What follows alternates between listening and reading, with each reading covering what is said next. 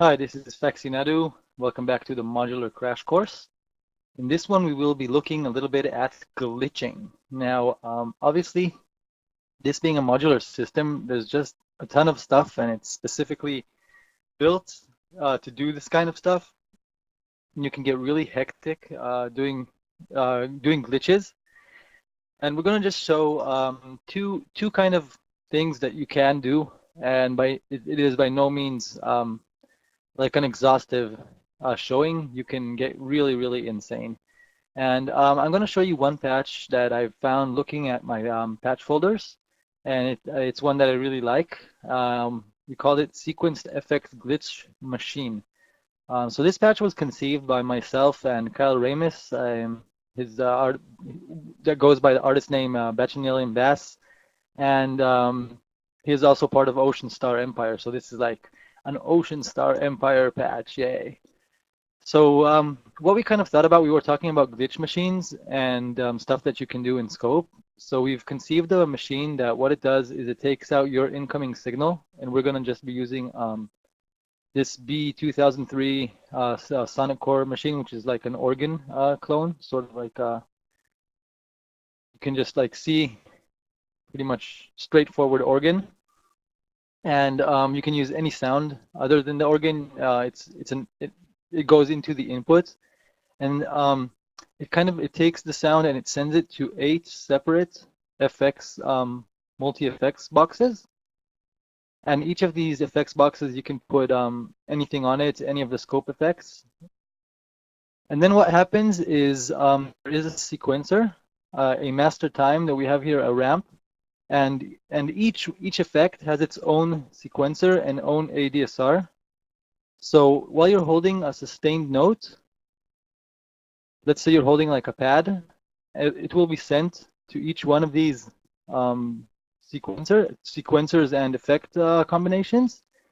And whenever there is a gate inputted on one of the channels, let's call them, then that channel will output its audio content into your eventual output. So what will happen is basically you'll be holding down a note, and every once in a while, a different effect will come in. Now, the best way to kind of understand what it does is to build it and to hear it. So we won't be cloning the whole thing because there's really a lot. I'll let you hear this patch in the end, but let's first get into kind of cloning it and seeing what it does.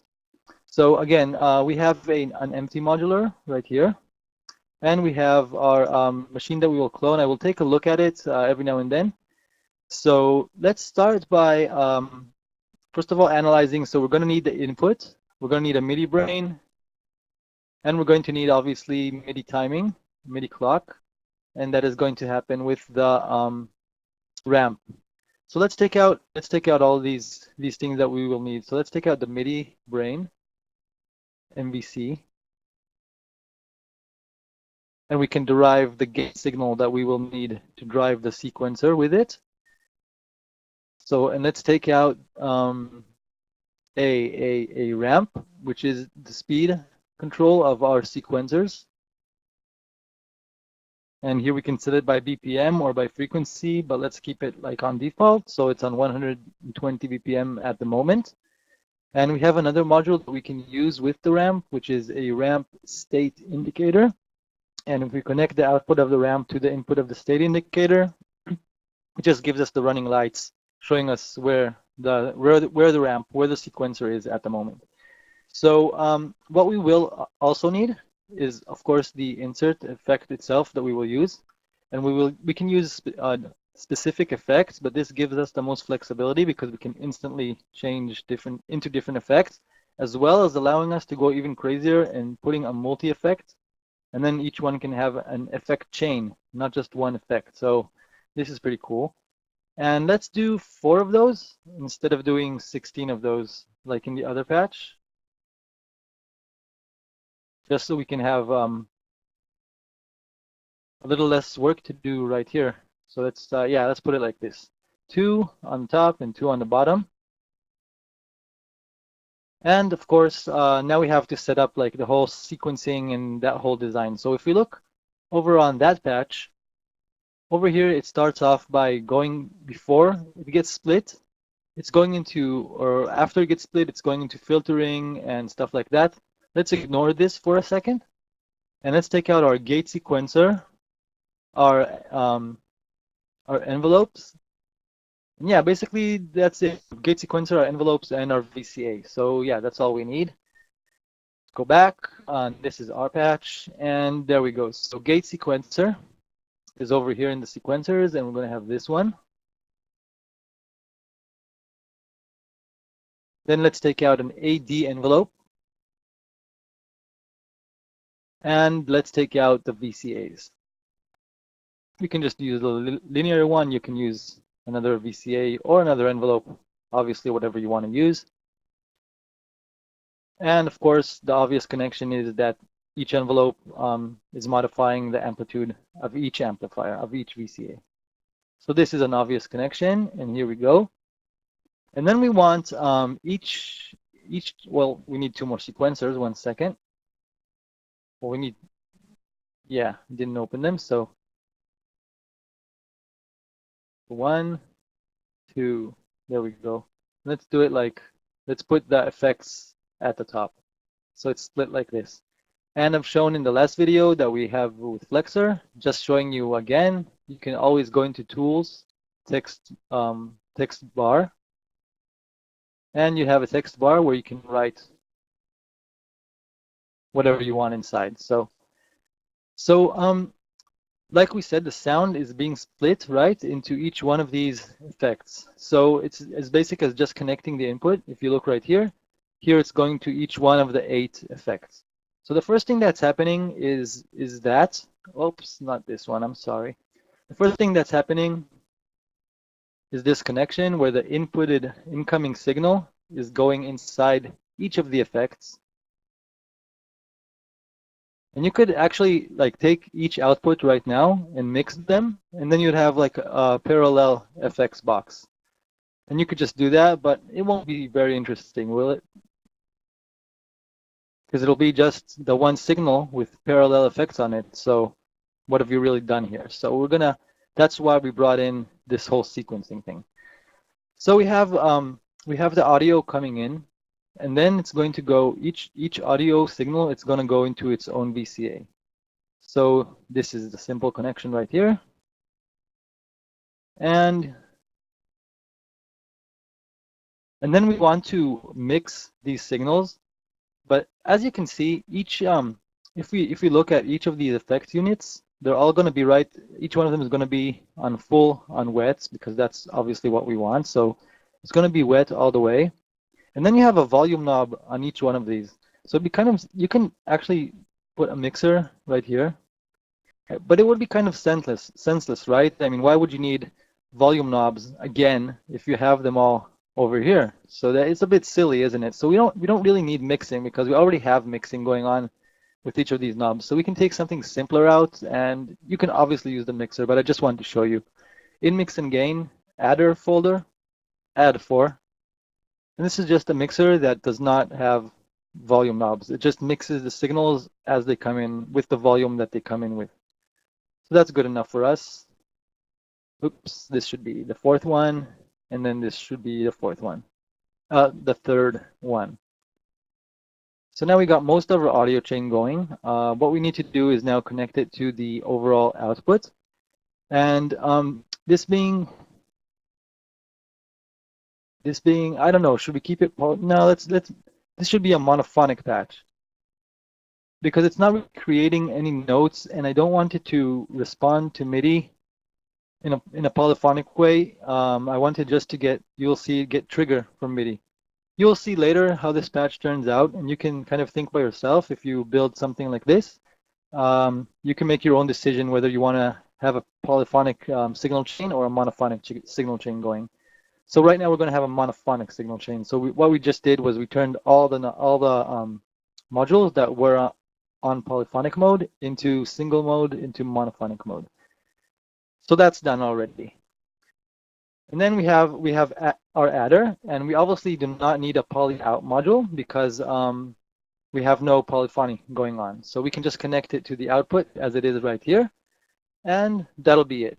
Now I see that what I did on this one is I added a DC filter, and that's probably a good idea. Now, as it is right now, you might think, well, why would you need it? Like, there shouldn't be any really crazy stuff, any crazy DC being added. But let's say we choose some effects, and these effects can get kind of hectic. Like, let's say we put a decimator on one and we take it down, like in quantization modes, then that might introduce some DC, and just for a cleaner sound and to make sure that it's coming out tightly. So let's go into the I think it's in modifier, mix and gain modifier, DC blocking filter, and let's put in my traditional multi effects.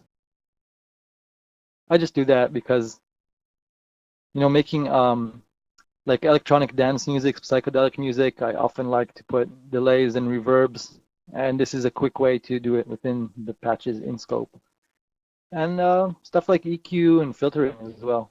So, and then this will be our overall volume. Let's put in a empty multi-effects, and now this is going into there, and that's our overall output. So if we do this, then this will already almost be a working machine.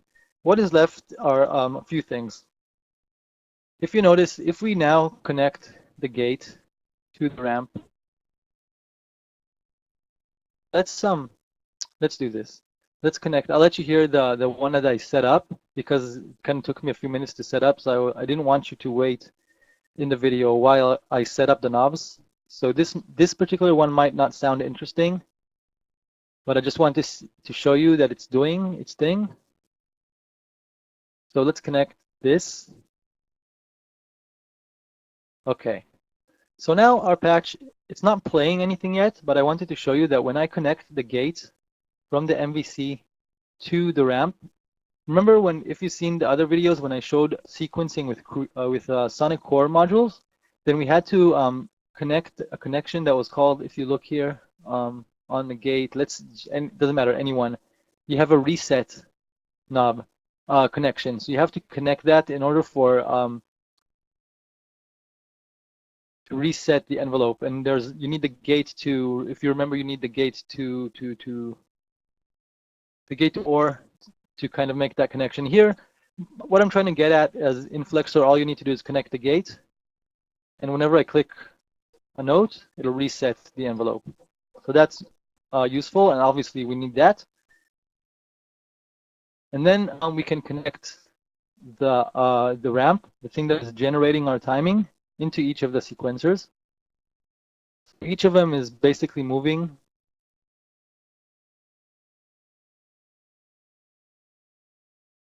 in the same speed that this ramp is moving. This is an indicator of where we are. So now that is connected, but the sequencers are not yet outputting the gate signal to the envelope, and for that we just need to make this connection.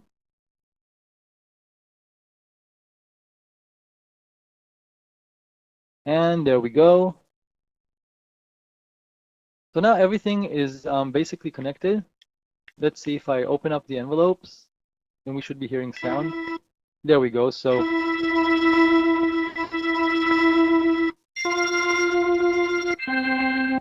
and it's not interesting at the moment because we have not even put any effects. We just want to make sure that our signal chain is correct and is working.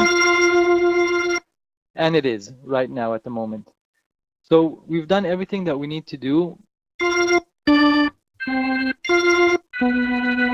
And let's test it out. Let's put a different effect on each one. And let's make it like really pronounced. So if we're taking a phaser, let's put the feedback really high. And the decimator, let's get in some sample reduction in there. And I don't know what is like really a pronounced effect. Let's just go. How about pitch shifter? There's no way you can miss pitch shifting happening. So let's do that.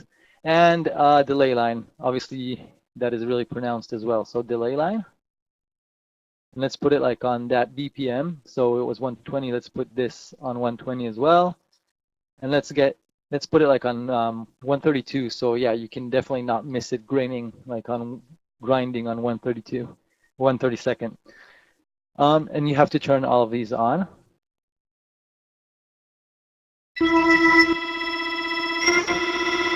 Now what is going on right here? Whoops, the feedback. There we go. So what is going on right here is that because on our sequencers, let's take away the wires. On our sequencers, they are each hitting on the same one. So let's try to kind of find out what we have here by making it more. Let's delete all of them. Let's have like the first one on the first hit, the second one on the second hit, the third on the third, and the fourth on the fourth, just for the example so we can check out the distinct effects each one is doing. So we're holding down one note.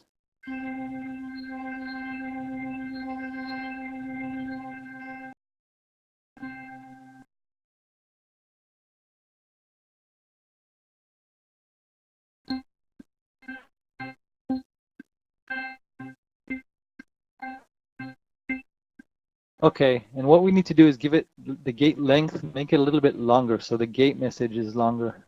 I think this should do it. There we go. Let's make the pitch shifting pronounced. It is.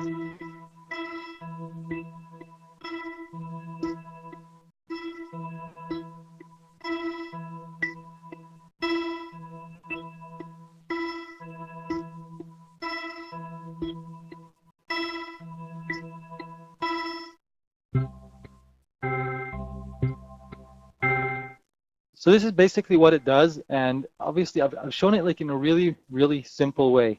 You can kind of plan it much better and then design it like with the hits themselves, and you can get crazy things going. Like you can put like, I don't know, whatever you want, right? You can, let's try putting the delay on the off beats. I'm just messing around, totally messing around. Let's put this like on the one, and let's put the pitch shifted one on the 1 and on the 3, and then let's put this one on the 2 and this one on the 4.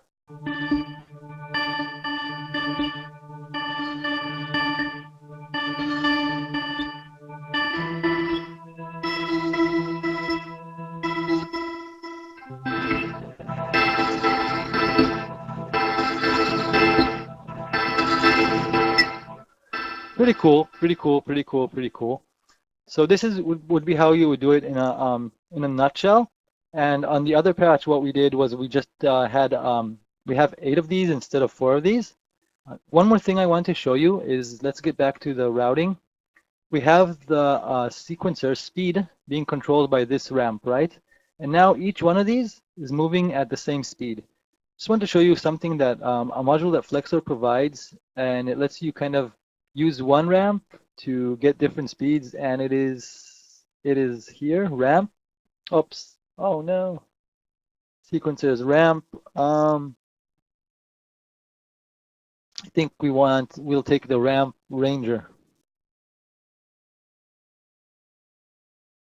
I think it's this one.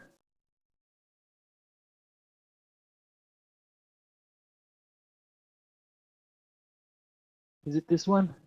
Ramp ranger allows an incoming ramp signal to be scaled to a specific range of steps. The start and end position of the ramp can be set, and the number of steps in the ramp can be set to match the device being controlled, so the start and end values are correct. Useful for making polyrhythmic patterns as well as controlling pattern selections. So what this means is that basically you can use this module to input the ramp, and instead of distributing it directly from here into each one of the ramps, you go through a ramp ranger for each one of these, and then you can have them respond to specific steps. So while this would be going from 1 to 16, this could be going from 8 to 12, and this could be going like from 1 to 8, and everything based around the same basic division of 120 BPM. So it'll all be in sync, but moving across whatever range you want to move it. So it's just like an extra thing, just to show you that you can add to it, and it's like never ending. You can get really, really glitchy and really crazy. Last thing I want to show you is, if you see here, well, 2 things I want to show you actually. One thing is that you can actually manipulate this ramp Right now it's going in a consecutive order. As you can see, it's actually acting exactly like a normal sequencer where it's going from the first step to the last step and back to the first step in a loop. You can use an LFO to modulate this. So let's like put it on sample and hold. And now it's jumping. You see, from value to value based on the sample and hold. You can use a sine to do it. You can pretty much do it. So it's pretty neat. And you can use different things to modulate the ramp. You can actually use an envelope, or you can use notes, velocity following. You can use different things to manipulate the ramp itself. Another thing that you can do, if it's just a saw LFO. You can actually, instead of using a ramp to drive these sequencers, see the ramp input on these sequencers basically means LFO input, right? And this is just an LFO with a clock and BPM signal inside. So you can actually use this LFO. If we connect this LFO to the ramp state indicator, it'll just, you see, it's the same as a ramp. And if you put it like on, let's put it on saw, you see, it's exactly like the ramp. If you put this on 120 BPM and you take this and a MIDI clock, this is actually a pretty cool thing to show you. Clock divider. And we have a, I'm sorry, I don't need I need a clock, not a clock divider. So MIDI clock. And I need the modifier, which is right here, frequency divider B. So if you take this mechanism, let's take out two ramp state indicators in this.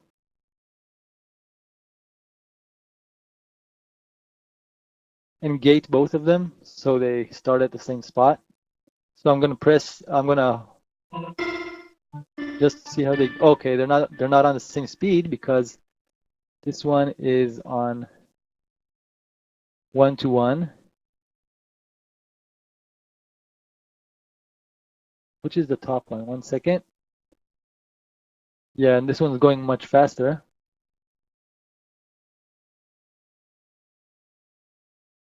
And now if I gate them, oh, it's not responding the way I want to. Okay, it's something with the speed. What I want to show you that it becomes maybe here, division. What should it be on? You see, it's just a matter of getting it on the right one so it's the same. So it's moving at the same speed. But the basic idea is that this ramp is actually, let's see, what if I do this? What if I don't know, I'm being stubborn. All I want to show you is that it's the same. And division 16, or 1/4. And something with the phase here. We go.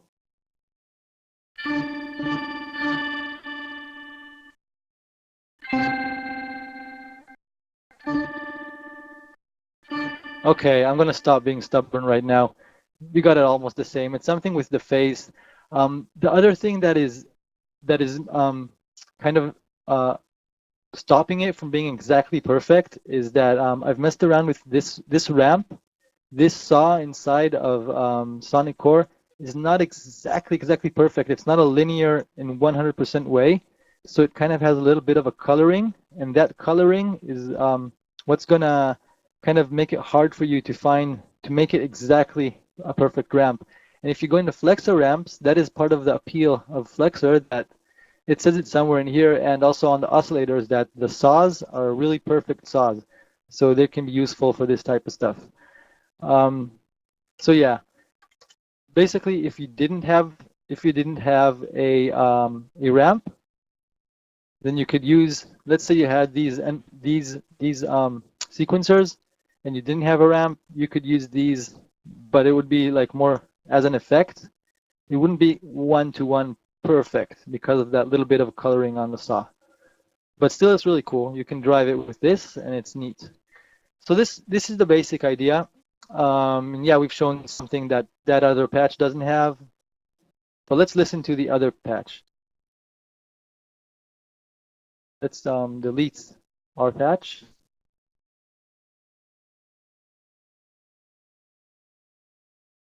and it's taking it a second because it's taking a ton of DSP, these patches. So it's similar to what we had.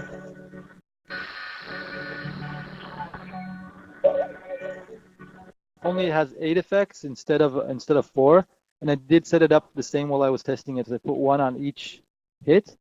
The only difference with this patch is, and this is why I kept this one of the reasons, it also has the polyrhythmer, what we've talked about, that lets you divide the incoming ramp into areas, and it also has a synthesis chain after going out of the 8 effects. So I just added a high pass and some saturators, and that's it basically, just for some added synthesis. And of course, it'll get much crazier than my example once you start. Like, if let's say you feed this, instead of feeding it a pad, you can feed it a drum loop. It'll be really interesting, and play, of course, with all the envelopes, and you'll get really, really crazy, funky stuff.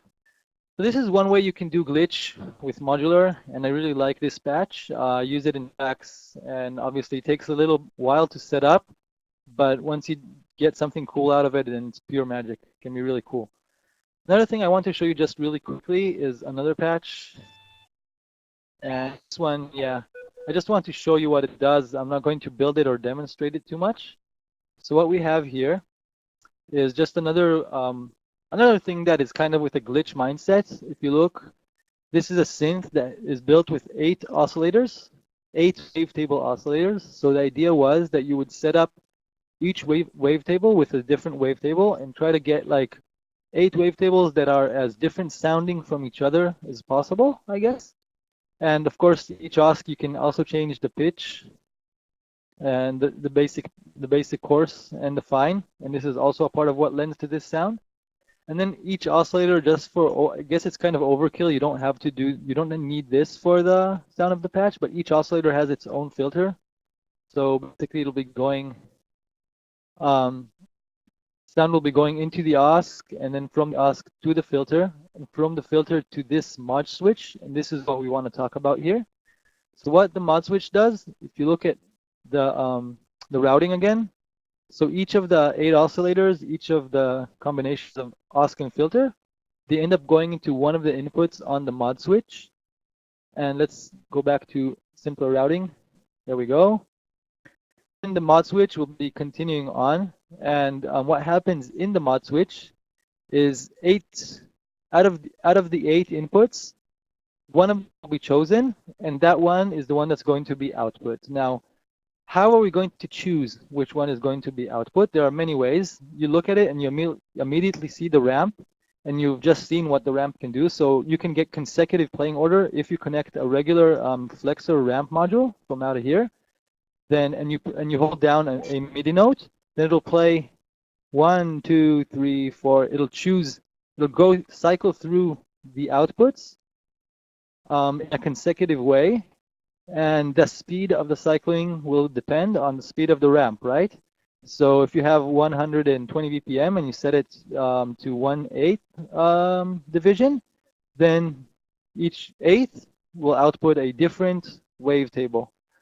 Now that's already pretty cool, but of course you can also do it with an LFO like I've shown, and then when you press each note, like if you put a sample and hold LFO as the ramp input, then each note that you play, or not each note, but based on the speed of the sample and hold, it will cycle between the outputs. It could go from 7 to 4 to 8 to 5 to whatever. We've chosen to do something else here, and it's totally up to your choice. And you can do all these choices together, put a switch right here, and you can have a choice to do it with a ramp, with a sample and hold, or what we show here. So what we did in the end choose to do, and what we're going to show right here, is we have taken the gate to ramp module, and what it does is it takes an incoming gate signal. So it will take the gate, and out of this gate, it outputs a ramp. So what it does is, and the speed of the ramp, like the changing from one ramp position to the other, is dictated by the gate. So what it means is that each time that we press a note, Yeah, I didn't set it up beforehand, and I should have, I guess, because I should have chosen like really different, distinct waveforms, and you would have been able to understand much easier what it does. But the bottom line is that each gate that you press will output in consecutive way a different wavetable. So what the bottom line is, what would you would do is you would come to your like MIDI. That was the idea of the synth. I'm just showing like, and then you would come here and you'd play many small notes like consecutively. It could be on the same note, it could be on different notes, doesn't matter.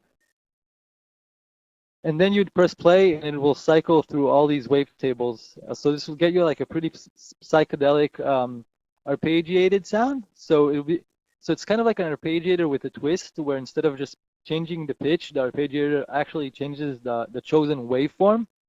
And the filtering is overkill. Like you could also add some more to it, but you can do the same patch. Now that I look at it, this seems to me a bit redundant. Like I would do the same patch, but have all 8 of these and then just go together to one filter without using a separate filter for each one. But I've chosen to do that when I built that patch, so why not? So for this video, that's what I'm going to show for glitch machines. There's a ton of stuff you can make. I have more myself. Just to give you like a basic kind of, get your mind going. If you go into whatever modular system that you have, and look at the switches. This is my bottom line from this kind of tutorial right here. That yeah, the switches are a really cool thing, and the sequencers, and there are many things you can do with switches and sequencers that are way beyond just deciding whether like an OSC would be a triangle or a saw, or just to sequence notes into your patch or whatever. So take that from here, and I'll see you on the next video, and I'm sure we'll have some crazy stuff to show as well. See you soon.